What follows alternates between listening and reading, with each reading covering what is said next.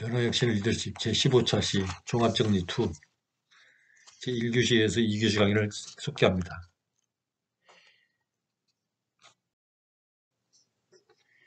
핵심 개정 13번입니다. 이번 주제는 바람직한 인간관계 주제 중 나오는 두 개의 고사 상황에 대한 내용입니다. 첫 번째는 극기복례입니다. 이 말은 공자가 한 말이다. 뜻은 자신의 욕망을 누르고 자기를 극복해서 예로 돌아간다는 의미이다. 개인적인 이익을 쫓는 욕심을 버리고 공공의 이익을 위해 세워진 질서의 예를 회복한다는 의미입니다. 두 번째는 기소불욕 물시어인입니다. 이 말은 공자가 논어 위령공편에서 기소불욕 물시어인이라고 하였는데 그 의미는 내가 하고 싶지 않은 일을 다른 사람에게도 시키지 말라는 것입니다. 사람은 귀하건 천하건 남자건 여자건 간에 내가 하기 싫은 일은 남도 하기 싫은 법입니다.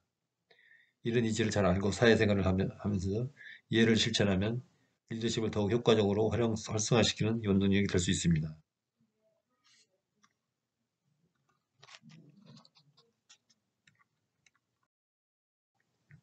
다음은 핵심계제 14번입니다.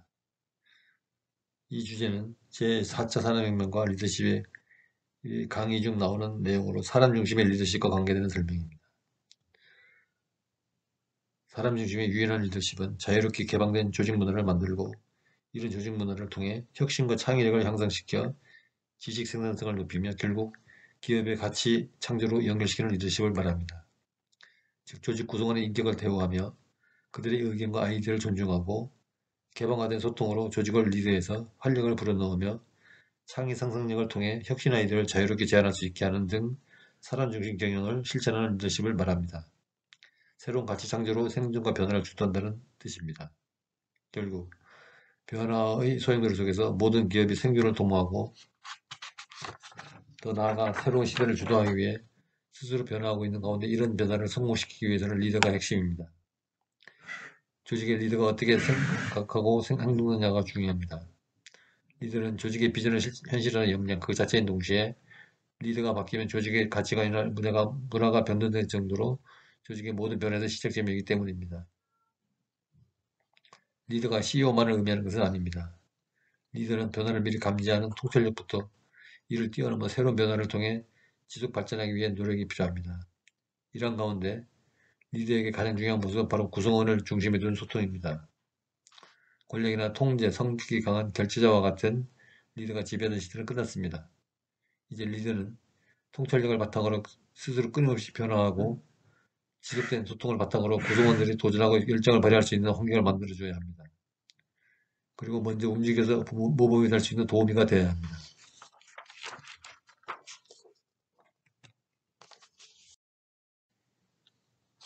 다음 핵심 계제 15번입니다. 이 주제는 제4차 산업혁명과 리더십의 강의 중 나오는 내용으로 손수건 리더십과 관계되는 설명입니다.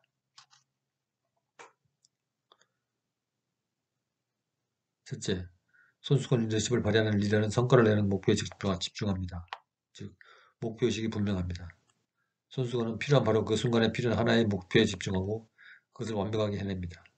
코를 푼다, 손을 씻은 후 손을 닦는다, 이마에 흐른 땀을 닦는다, 야외 벤치에 앉을 때 깔고 앉는다, 무엇인가를 담을 봉투가 없을 때 그것을 담는 역할을 한다. 신세 양복 주머니에서 멋을 드러내도록 돕고 숙리 핸드백 속 또는 손에서 미를 드러내도록 보조 역할을 합니다. 야외 활동 중 상처가 났을 때 붕대 역할을 하고 무엇인가를 매달아야 하는데 끈이 부족할 때 연결 끈의 역할을 합니다. 둘째로 관계 능력입니다. 앞에서 손수건의 용도를 나열해 했는데 손수건은 어떤 순간 어떤 상황에서도 사용이 되도록 자신을 헌신합니다. 집단을 구성하는 사람들은 각기 다른 독특한 개성을 지닌 사람들입니다.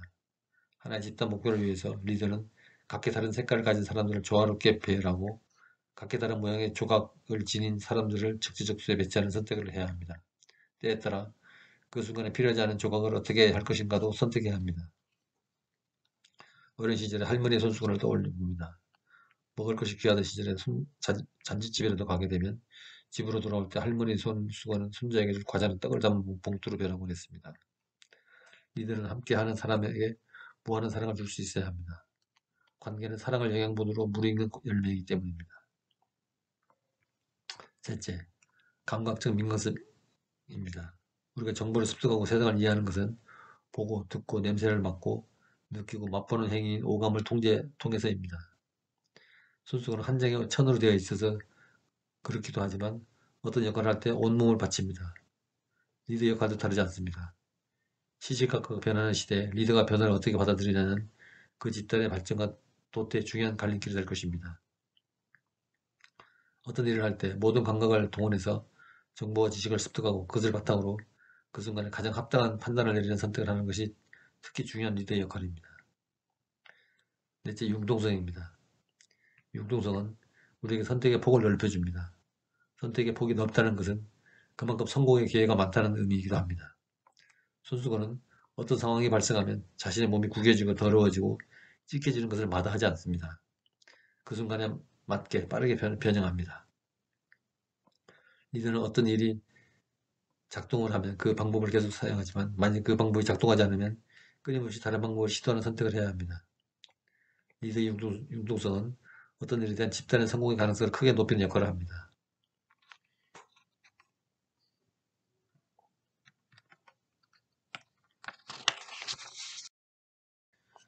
핵심 제시의 16번입니다. 이번 주제는 제4차 산업혁명의 주인공이 되기 위해서 리더로서 준비해야 할 사항이 무엇인가에 대한 내용입니다. 그것은 첫째, 새로운 산업의 창출입니다. 둘째로 끊임없이 학습하는 것입니다. 셋째, 마음을 회복하는 것입니다.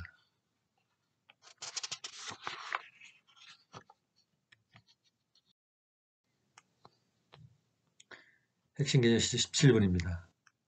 이번 주제는 제4차 산업혁명 시대의 여성 리더십의 극대화 방안에 대한 내용입니다. 여성의 공감과 의사소통 능력 등이 융목과 창조력을 중요시하는 제4차 산업혁명 시대에 적합한 잠재력으로 꼽히기 때문에 적극적으로 여성 리더십을 극대화해서 활용해야 한다고 강조되고 있습니다. 특히 4차 산업혁명 시대에 대비한 창의 융합 여성 인재 육성에 힘쓰기 위해서는 지금과 같이 경력 단절 여성을 위한 취업 지원 기관 운영과 고부가가치 직종 전문 인력 양성 과정 등을 운영해야 합니다. 또한 4차 산업혁명 시대에 동력이 될 여성의 경쟁력을 국가 경쟁력으로 직결시키면서 한국의 비약적 발전을 이끌어내기 위해서는 4차 산업혁명으로 비유되는 인공지능 사회에서 경쟁력을 갖춘 풍부한 감수성과 소통 능력을 지닌 창의 융합 여성 인재 확보가 필수라고 할 수 있습니다. 선진국을 중심으로 데이터 경제 시대의 핵심 기술인 인공지능, 사물 인터넷, 클라우드, 빅데이터 등 융목합 서비스 분야에서 위미노믹스, 즉 여성의 경제활동 열풍이 일고 있지만 아직 국내 여성 인재의 참여 비율은 낮은 편이기 때문에 이에 대한 적극적인 대응이 필요한 시점이라고 할 수 있습니다. 전 세계적으로 온라인 플랫폼 기반의 클라우드 소싱과 유연한 업무 환경의 단기 노동 방식인 기경제가 확산되는 흐름에 맞춰 우리나라도 여성에게 적합한 기업 맞춤형 인력 지원 플랫폼을 구축해야 합니다. 특히 안정적인 경영활동을 추구하는 경향이 있는 여성 기업인이 새로운 사업에 진출하는 데 필요한 프로젝트성 인력을 지원받을 수 있도록 함으로써 다양한 사업 시도와 도전을 할 수 있게 해야 합니다. 4차 산업혁명 시대의 여성 리더십을 극대화하기 위해 제안한 정책과 전략은 다음과 같습니다. 주요 정책으로는 첫째, 여성 리더십을 신전시킬 수 있는 남성 중심적 조직 구조 및 근로 형태 변화, 일가정 양립 문화 정책을 위한 정책 수립입니다. 둘째, 글로벌 여성 리더가 많이 탄생할 수 있도록 뒷받침할 수 있는 여성 정책의 수립입니다. 셋째, 조직별 특성에 맞게 여성 인력 활동 정책의 수립입니다. 이와 더불어 제시된 전략으로 첫째, 여성 리더십 신장과 역량 강화입니다. 둘째, 여성 리더십을 빛나게 하는 다양한 직무 개발입니다. 셋째, 리더십 개인 가치 극대화 전략 구축입니다. 넷째, 진단을 통한 객관적 자아인식 증진 프로그램 운영입니다. 다섯째, 전략적 커뮤니케이션 능력의 고양입니다.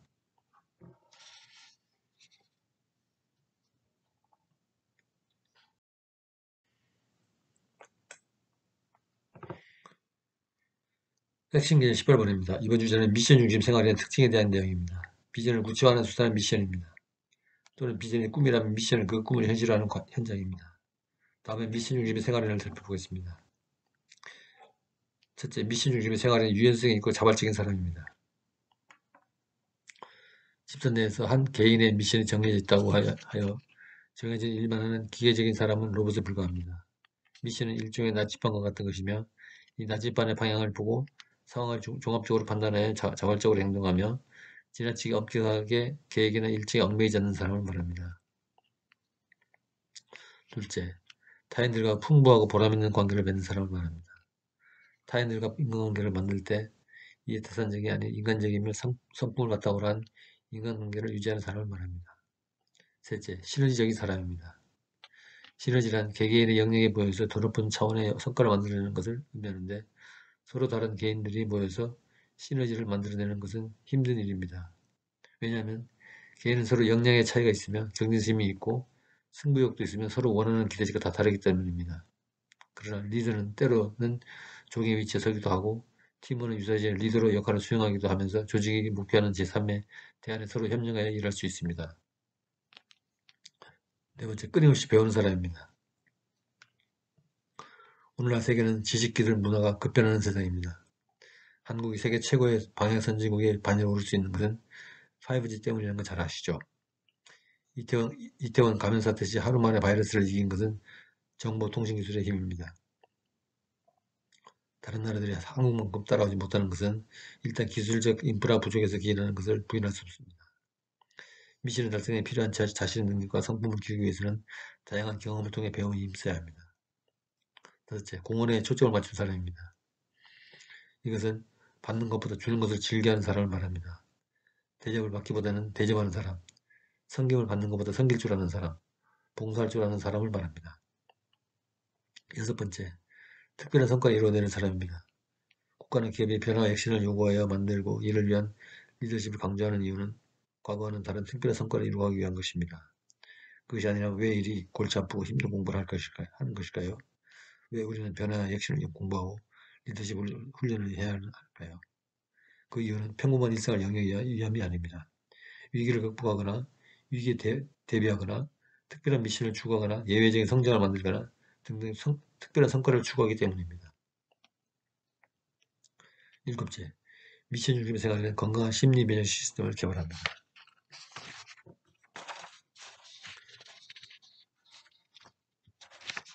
사회나 조직의 혁신은 일종의 심리 게임이라고 할 수 있습니다. 환자를 치료할 경우에 특히 암 같은 불치병의 경우에 환자의 심리 상태나 의지에 따라서 병이 악화되거나 또는 완치되거나 하는 경우가 발생합니다. 심리적으로 완전 무장이 되고 긍정적인 기도와 암시로 무장을 하는 경우 병을 극복하는 비율이 높다고 합니다. 실패나 좌절을 극복하는 면역 시스템의 말로 그러한 무장을 의미하는 것입니다. 여덟째, 미션 중심의 생활에는 각기 나름의 한계를 설정합니다. 미션 중심의 생활에는 무한한 능력을 가지거나 또는 그런 능력을 추구하지 않습니다. 지나친 극단을 피해 에너지와 창의성이 절정인 시기에 노력을 집중합니다. 어느 행동을 하거나 지나치게 극단의 에너지를 바라는 활동을 하게 되면 쉬지치고 다음 활동에 차질을 가져오게 됩니다. 그러므로 어떤 활동을 하는 경우에 균형과 항상성을 가지도록 적정한 수준의 변화를 추구합니다. 아홉째, 미션 중심의 생활에는 균형 잡힌 생활을 합니다. 현명한 미션 중심의 생활은 삶의 한 영역에 치우치는 중독자가 아니라 균형과 조화를 통해 시너지적 삶을 영위하는 자입니다. 너무 야근을 많이 하는 워커홀릭에 빠져서 자신과 타인의 건강과 문화적인 삶을 저해하는 것과 같은 삶은 지양해야겠죠. 균형과 조화로운 삶이란 무엇인가에 대해서 다양한 견해가 있을 수 있지만 육신과 정신이 비폐질 정도로 한쪽으로 치우친 생활이 아닌 자연스러운 느낌을 주는 것을 의미한다고 생각합니다.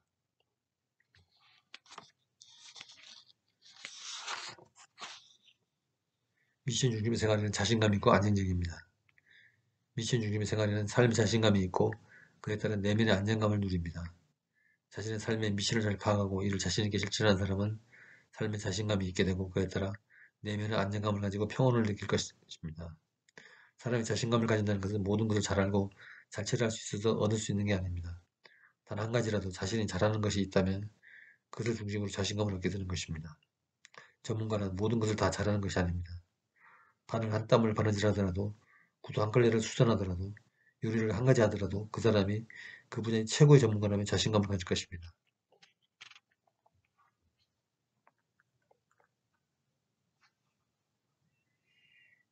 미션 중심의 생활에는 언행일지를 보여줍니다.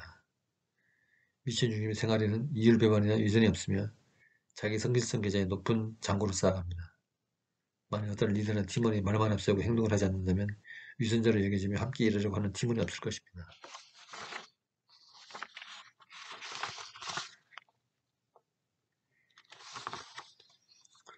언행일지 실천하는 것은 매우 어렵습니다. 그러므로 성서에서도 인간이 저지를 수 있는 최악의 죄는 그 혀를 함부로 놀리는 것이며 항상 말을 조심하라고 했습니다.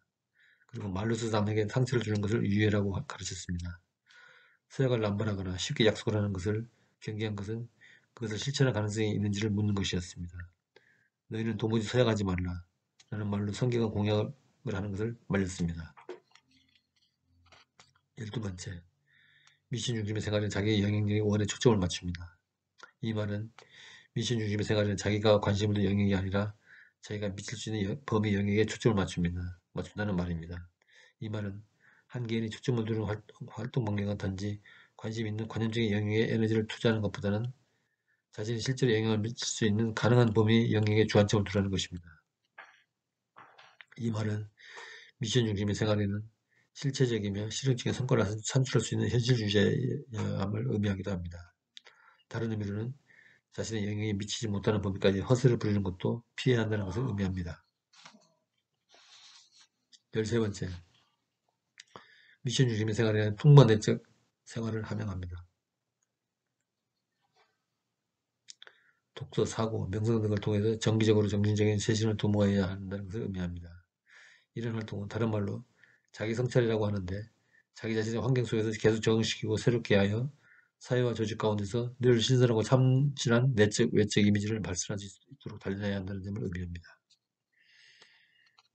14번째, 미션 중심의 생활에는 긍정적인 에너지를 발산합니다. 긍정적인 미션 중심의 생활에는 더 명랑하고 더 유쾌하며 더 낙관적이며 더 적극적이며 더 미래지향적입니다. 특히 리더의 기분은 팀원에게 전환되므로 리더는 건강하고 유쾌하고 적극적인 분위기를 불어넣고 미래지향적인 희망을 보여줘야 합니다. 그러기 위해서는 매사에 긍정적이고 감사하는 생활 태도를 가지고 조직의 기쁨을 활기차고 적극적이며 장래에 희망을 주는 풍토를 만들어야 합니다. 15번째, 삶을 더 즐긴다. 삶을 더 즐긴다는 말은 분별력 있게 현재를 즐기며 신중하게 미래 계획을 짜며 융통성 있게 변화에 적응하는 것을 말합니다. 똑같은 일을 하는데 어떤 사람은 콧노래를 부르고 하고 어떤 사람은 인상을 찌푸리고 필사적으로 매달려 경쟁에 이기려는 듯이 하는 사람이 있습니다. 조직사회에서 글로벌 경쟁사회에서 성과주의에 매달려 필사적으로 일을 하는 사람이 많습니다. 그런데 사회는 참 이상합니다. 많은 사람들이 이런 걸 경험합니다. 저 친구는 슬슬 놀면서 대충 일하는데 항상 즐겁고 회사 내에서 승진도 잘 되고 매사가 슬슬 잘 풀리는데 나는 필사적으로 밤새면서 보고서를 잘 만들어내도 칭찬을 받기는 건 승진도 매번 밀리고 정말 힘든 삶이다 라고 생각하는 경우가 있습니다. 누구에게나 일은 힘듭니다. 그러나 이것도 사람 일을 어떻게 대하냐에 따라 달라집니다. 피하지 못할 바에야 즐기라는 말이 있습니다. 어차피 해야 할 일이면 찌푸리지 말고 즐기면서 하라는 말입니다.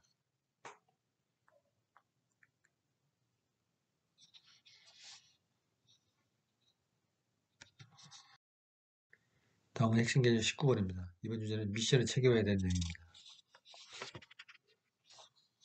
미션을 체계화란 이처럼 전체 조직과 단위 조직 간의 위기에 따라 미션이 잘 조직화되어 있는 것을 말하며 이와 같이 미션이 전체적으로 잘 마련되어 있다면 미션의 체계화가 잘 되어 있다고 하며 미션의 체계가 잘 된 집단은 생산성이 높고 불량률이 낮으며 리더십 차원에서는 목표 달성이 잘 되는 상황이라고 말할 수 있습니다.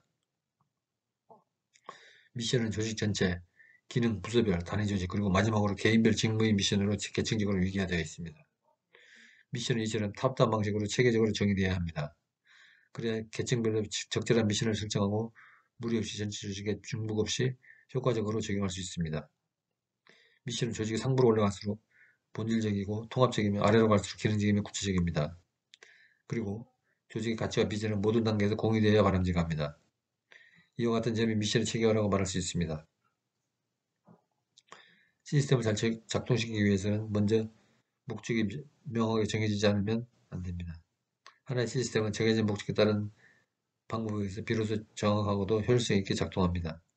그러므로 모든 조직은 먼저 비전을 설정하고 그에 맞는 목적을 세운 다음 조직과 개인의 미션을 설정합니다. 이것이 국가나 기업이나 여타 조직이 만들어지고 운영되는 룰이며 이것이 정상적으로 잘된 집단을 체계적으로 운영되는 조직이라고 합니다.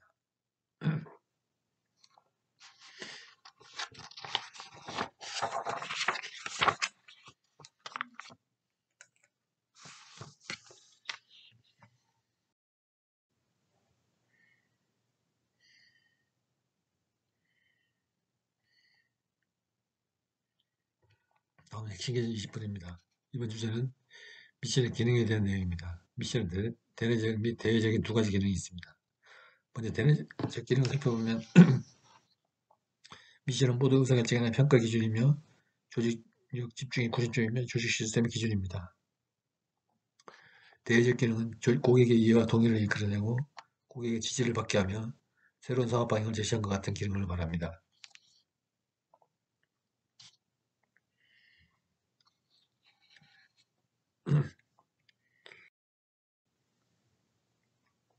다음은 핵심 개념 21입니다.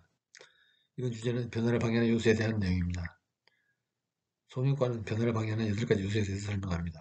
그것은 첫째, 방향감각 상실, 둘째, 과도한 기대감, 셋째, 무기력, 넷째, 방어자세, 다섯째, 고립, 이 여섯째가 빠졌네. 여섯째는 지나친 낙관주의입니다. 일곱째, 은폐, 여덟째, 능력의 과소평가 등 8가지입니다. 하나씩 살펴보자 하죠.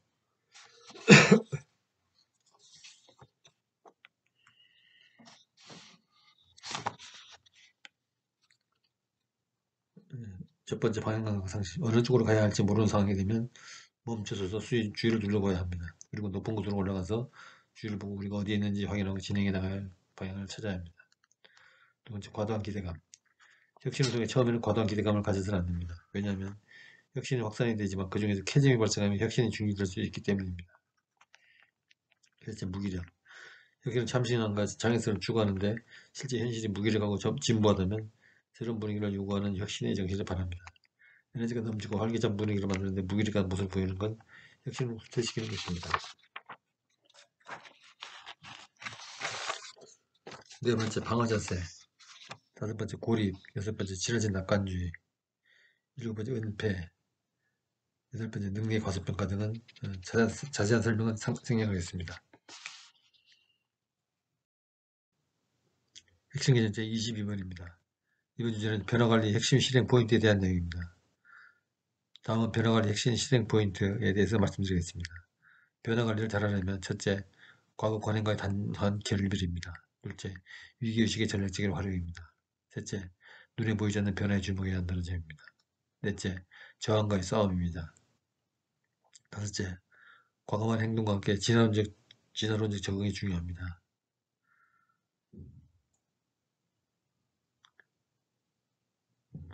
이 5가지 중 두 번째 개념인 위기의식의 전략적 활용에 대한 대해서 말씀드립니다.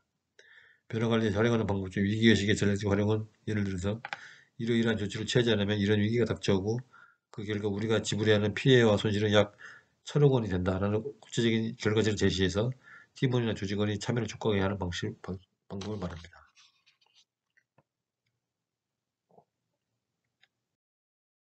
이상으로 핵심 개념 22건에 대해서 계략적 정리를 해보았습니다. 2022년 1학기라는 짧은 시간 동안 여러분과 함께하고 여러분의 협조로 한 학기를 잘 마무리하게 돼서 고맙게 생각합니다. 아무쪼록 남은 강의 일정과 과제물, 답안지 제출 등을 잘 마무리하시고 건강하게 방학을 맞이하시기 바랍니다. 한 학기 동안 부족한 강의를 수고하느라 수고했습니다. 여러분 안녕히 계십시오.